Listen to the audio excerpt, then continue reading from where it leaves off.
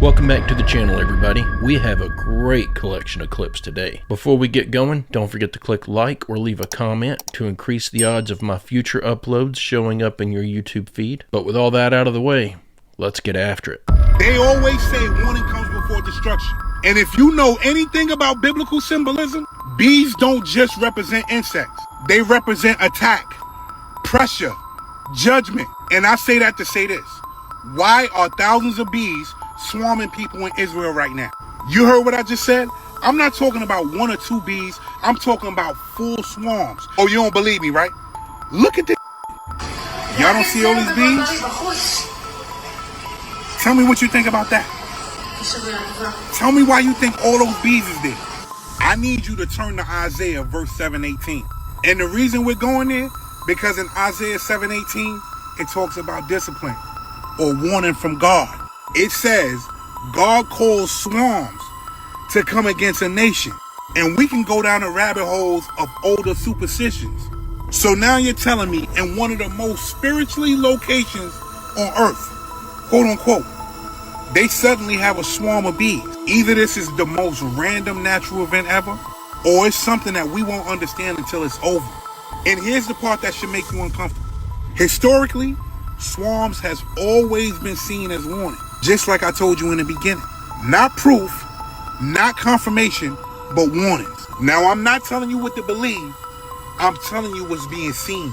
But if you think all those bees flying around in that location is a coincidence, then you just believe that. I don't really have an opinion on what I think is the cause of this bee swarm, but considering how everything seems to be pointing toward the idea that we are in the last days, and considering that it would be within reason to call any number of insects that are in that large a quantity a plague, and it's not normal behavior for them to be doing this, I don't know exactly what it is a sign of, but it does feel like it's a sign of something. It definitely feels like an ominous warning of some type. What do you all think? Technology being able to take over your thoughts, your memories, even your voice, essentially stealing your human consciousness. And then there's the data centers. That's what we've been talking about, right? But I think there's something a lot older and bigger going on here than what we've already talked about. Let me show you. This is Tom DeLonge, the co-founder and guitarist for Blink-182. Bet you didn't think we were going there. But outside of Blink-182, Tom here has an interesting career. And because of that career, he gave an interview that I want you to listen to. There's a pyramid in Alaska. There's a pyramid and it's underground. And they've been studying it for decades. It's not that far from Cadiz, I believe. Now I know what you're thinking. The guy's a musician. What does he know? Until you understand that his other job is chasing UFOs, and he's partnered up with the Army. So, little validation is there. But I want you to listen to what he says. And I know a very important person that from the Pentagon that met with one of the lead defense contractors that are studying it, and they were told him, they said, we think we finally know what it's doing. It's all turned on. We think it's suppressing consciousness. That's what he said. The legend is it's turned on and it's suppressing human consciousness. Well, that's really interesting, especially when you know that most pyramids, especially the ones in Egypt, have a frequency, a low rumble or a hum that it emits at all times. Now, that hum is something people have been hearing across the United States here in the recent years. But it's actually been happening for decades, and it's worldwide. This is New Zealand, Wales, even Australia. And like I said, this hum has been heard for decades now. The first time it was reported was in 1970. Now there's something else that gives out a hum at all times, and that's data centers. And remember I said the hum started in 1970? Well, guess what else started in 1970? The IT industry. But I'm sure it's all just a coincidence, right? Y'all stay safe. There certainly could be a connection here, but I think this is likely actually just a bunch of coincidence. And maybe there's that one missing piece of the puzzle that I'm just not seeing that makes all this stuff appear to be connected. But to say that pyramids emit a specific frequency that causes a humming effect, to say that we have this strange hum being emitted and reported on in random locations all over the earth, and then to say that we know that most pyramids emit a humming sound, and since this black pyramid is a pyramid, it must also emit a humming sound, to jump to conclusions that somehow backs up or validates what Tom DeLonge heard from some guy he won't even give us the name of. It just seems like too big of a stretch. This just feels like one of those situations where you have some parts of the puzzle and you want the answer so bad that you start reading into certain things that shouldn't be read into. Maybe that black pyramid does exist. Maybe it is emitting a humming sound. Maybe it is suppressing human consciousness. But there's literally zero evidence to back up the idea that this black pyramid even exists. I don't know. It just feels like too big of a reach to me. And again, I'm not saying that this isn't true. I'm just saying there's no evidence of it. So how could a person make their mind up one way or the other? What do y'all think?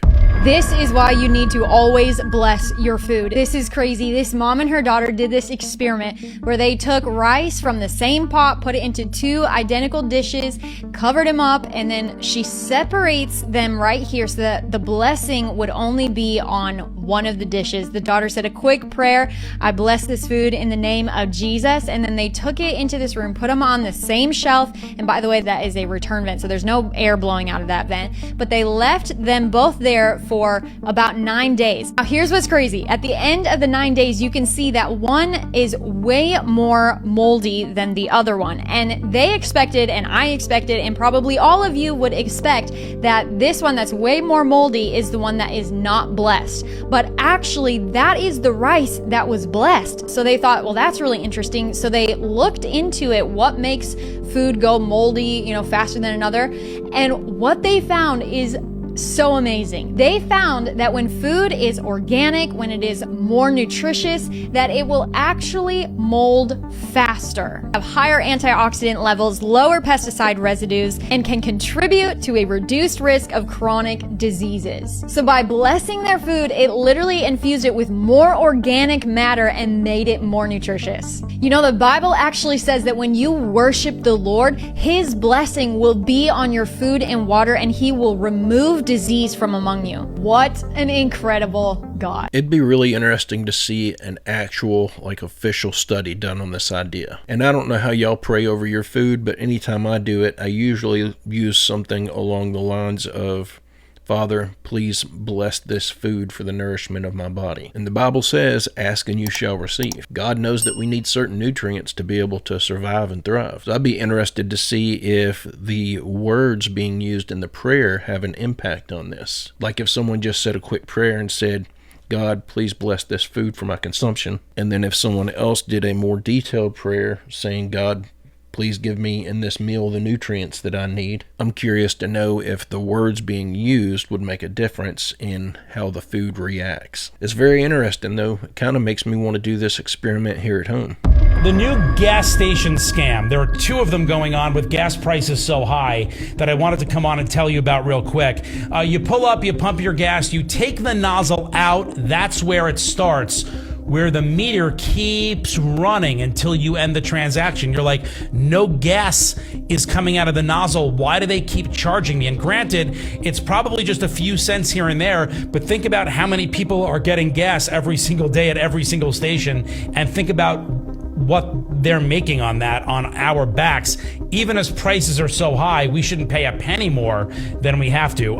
It's actually been caught on camera. Roll clip 8. We got it. You kidding me? Are you kidding me? Look at that.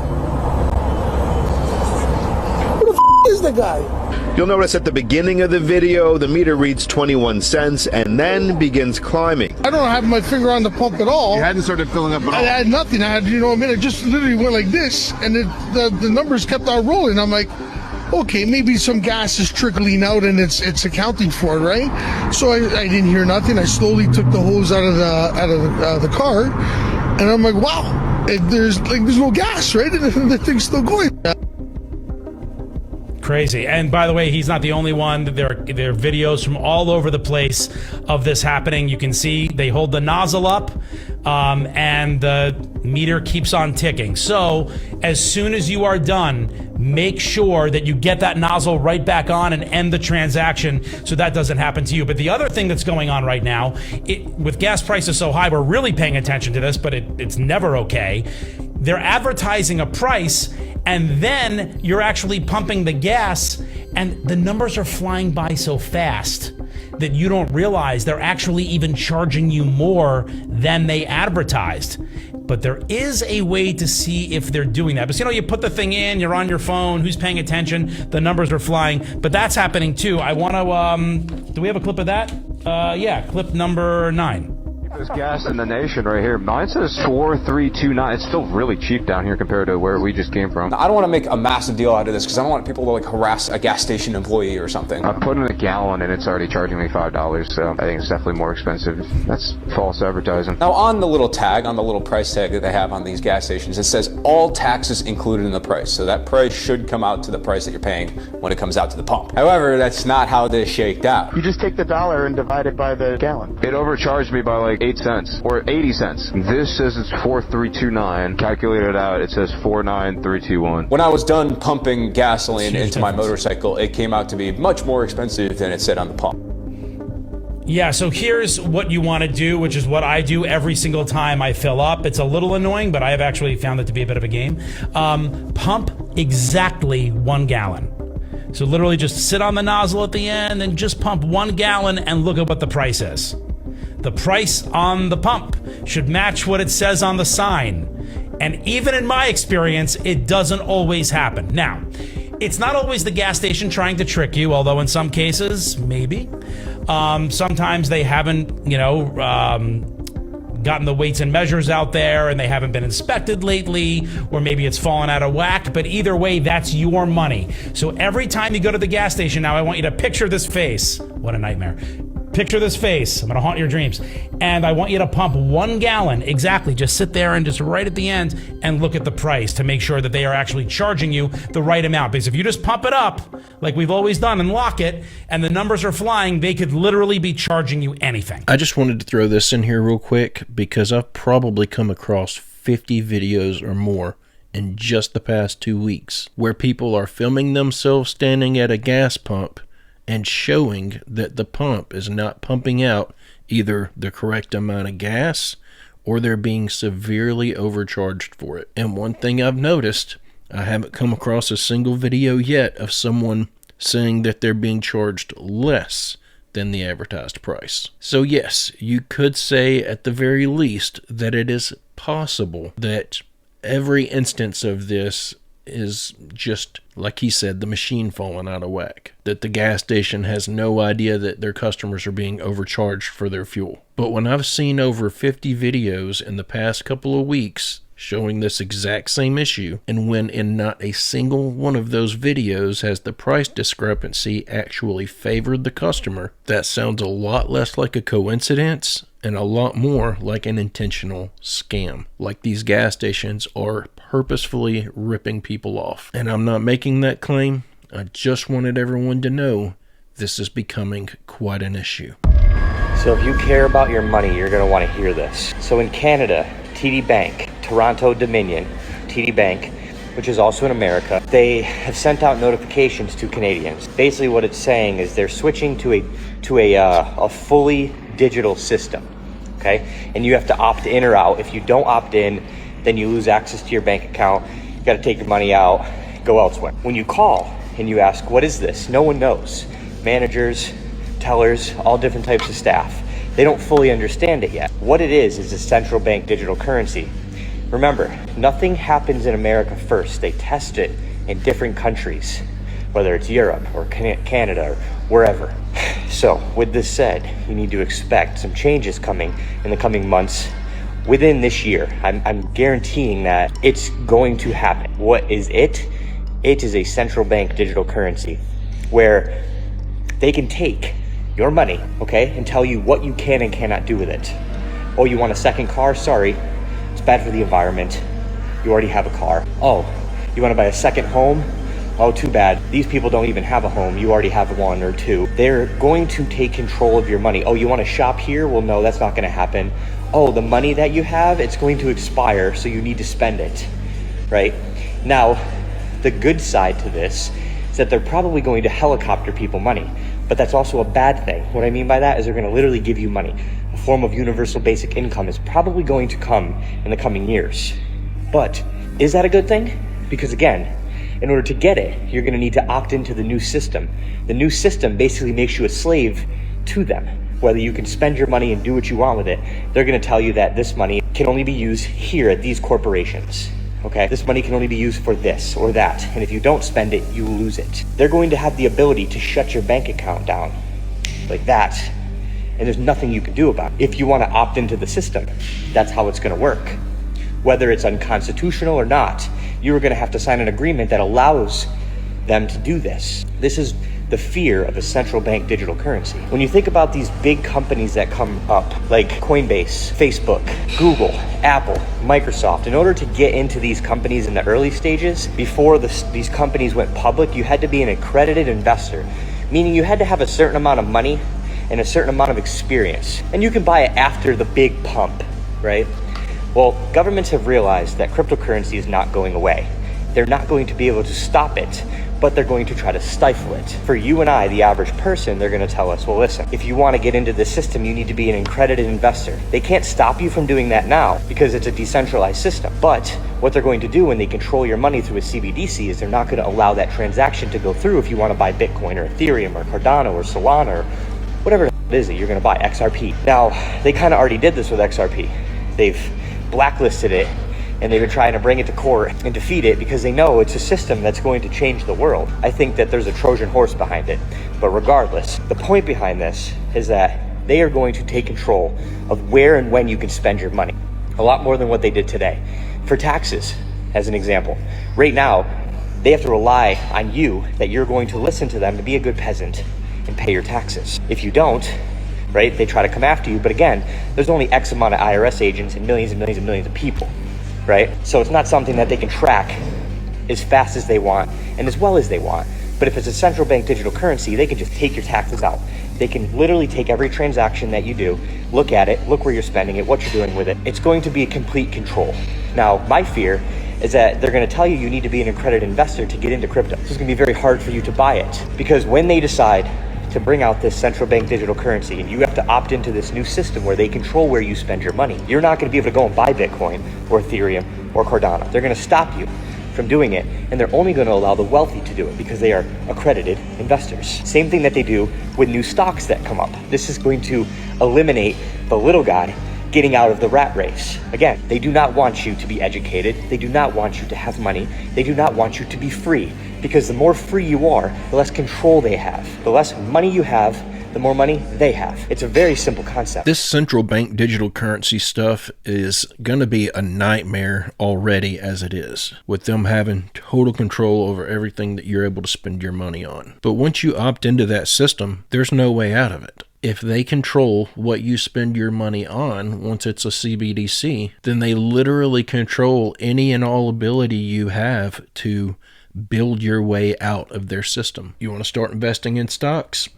We're not going to let you spend your money on that. You want to go buy some tools and start your own business in the trades? We're not going to let you buy those tools. So not only are they going to dictate what we can and cannot spend our own money on, but by doing that, they'll be able to keep us from attempting to rescue ourselves. This life is hard enough when the only hope that a lot of us have is maybe we'll win the lottery or get lucky with some get-rich-quick scheme. But how miserable is everyone going to be when the government takes away even your ability to get rich on accident? And once they switch over to this, especially since they're talking about expiring funds, they'll probably do away with anything that could put extra money in your pocket. It wouldn't surprise me if once they get all this CBDC stuff rolled out, that they won't even allow us to leave money to family in a will anymore, because that would give a certain individual an opportunity that the rest of the population doesn't have, and they don't want regular people to have any type of financial opportunity. Things are really going to get bad. Now, if I don't have your attention yet, let me get you really scared. Are you ready? These are the 8 top humanoid robots that are on the market. I'm only going to focus on one. I'm going to focus on the one, Figure Zero from Figure AI. Why am I focusing on them? They have contracts with the top 200 Fortune 200 companies in the world. They all have made their orders to order this robot. Not only have they put in orders, but they've also said, we want the robot to be smart, and they've given it huge amounts of data, their maintenance books. So a lot of these robots first will be deployed in jobs where human beings don't want to work, say in a factory, or people in mining who are about 1 kilometer underground in that heat. Nobody wants to work there. So these robots will be deployed there. So they've given all the data on all the manuals so these robots know what to do. Now here's the thing, not only do these robots have all the data from the top 200 Fortune 200 companies in the world, these robots have all the knowledge of every ChatGPT and AI ever given. That's what's inside the brains of these robots. It has the power of this intelligence of AI, plus all the knowledge of the top Fortune 200 companies, and this is being deployed this summer. Looks like we've got less time than we thought before robots take over every industry. You know, one thing that I'm thinking may be an oversight, something that these tech gurus haven't really thought about yet. A lot of these big corporations run off of proprietary information. Basically, knowledge that Company A has that they cannot allow to get into the hands of Company B for competition reasons. But considering the fact that they can't even keep these AI models from accessing the internet when they're not supposed to be, because they will literally create their own method for getting access to it, how are these companies supposed to trust that if they've got robots building their product that are infused with AI, that once those robots learn how to do a specific task, that they're not then going to send that information to a competitor's robot who's building the same or a similar type product? Again, when they can't even keep these things from accessing what they don't want them to access, how do they intend to keep them from giving away company secrets? Maybe when it comes to a lot of issues like that are probably just not being thought about at the moment, maybe a lot of those issues will compound over time and they'll realize this robot stuff's not going to work. And maybe that's just wishful thinking on my part, but I do have high hopes that we will find some way out of this mess. Let's take a look at some video glitches proving they are using CGI, or more specifically, augmented virtual reality, to create all the floating objects the crew interacts with on the spacecraft. They are constantly playing with stuffed toys, their food, the microphone, and other objects to convince the public that they're really floating in outer space and not simply suspended on wires in a studio. But watch as this food pouch spins near this astronaut's face. You can see as the edge grazes his forehead, it glitches out and goes right through, rather than realistically touching his face.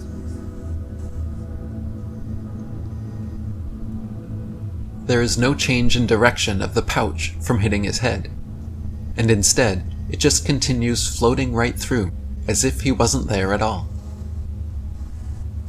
Now pay attention to the red spot on the white pouch.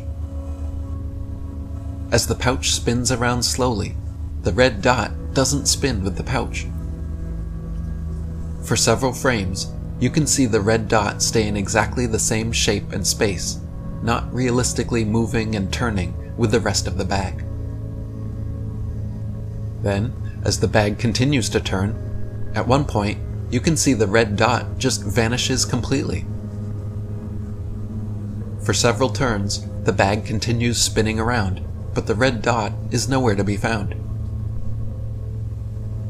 And then, finally, after some more turns, the red dot mysteriously and inexplicably reappears. This is because these are digital and not physical objects which they are interacting with, using a technology called augmented virtual reality. By wearing special VR contact lenses, you are able to see a digital overlay of pre-rendered interactable 3D objects within your physical 3D space. The objects do not exist in physical space, but are seen and interactable live in real time through the use of this technology. Remember, NASA takes over $70 million per day of American taxpayer money. A big-budget Hollywood movie like Gravity, starring Sandra Bullock, was filmed 100% on Earth, using nothing but wires, green screens, and CGI. That movie cost $100 million to make. That's NASA's budget for a day and a half. Imagine what kind of movie can be made with NASA's yearly budget of $24 billion. In fact, you don't have to imagine, because this entire Artemis II charade and everything else from NASA is exactly that. A big budget Hollywood production made with the express purpose of disseminating this propaganda into the minds of the masses. The loyal NASA fanboy sycophants will try to make excuses and brush these impossible anomalies and wild discrepancies under the rug. But the more discerning amongst us are waking up, and I'm seeing this Artemis mission backfire as many more people are finally seeing through the lies. I'll tell you another thing too that he didn't point out is whenever that floating pouch, I think it's supposed to be food or something, is spinning and grazes, cuts essentially right through the corner of his brow. If you go back and watch that again, this thing gets so close to his eye, any normal person with something that close to their face is going to at least blink once or twice, or they'll at least flinch or something, trying to pull their eyes away from the potential impact of whatever this thing is that's fixing to poke him in the eyeball. This guy just keeps looking straight ahead as if there's nothing in front of his face. And that's probably because there was nothing in front of his face. And so there was nothing to cause him to flinch or to reel or to blink his eyes. And I don't care if they gave us 50 hours of unedited,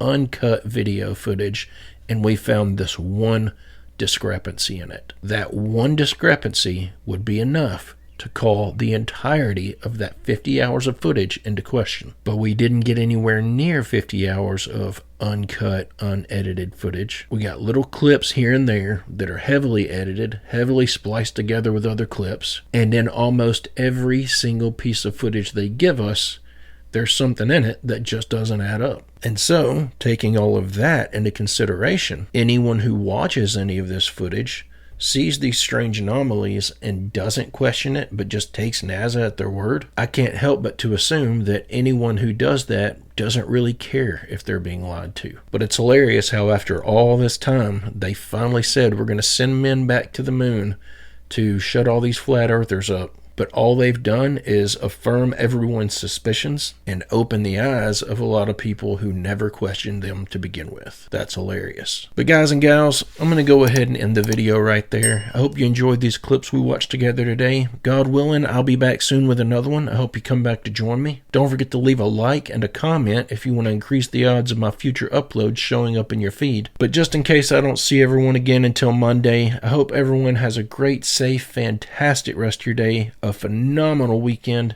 and I will see you all in the next one.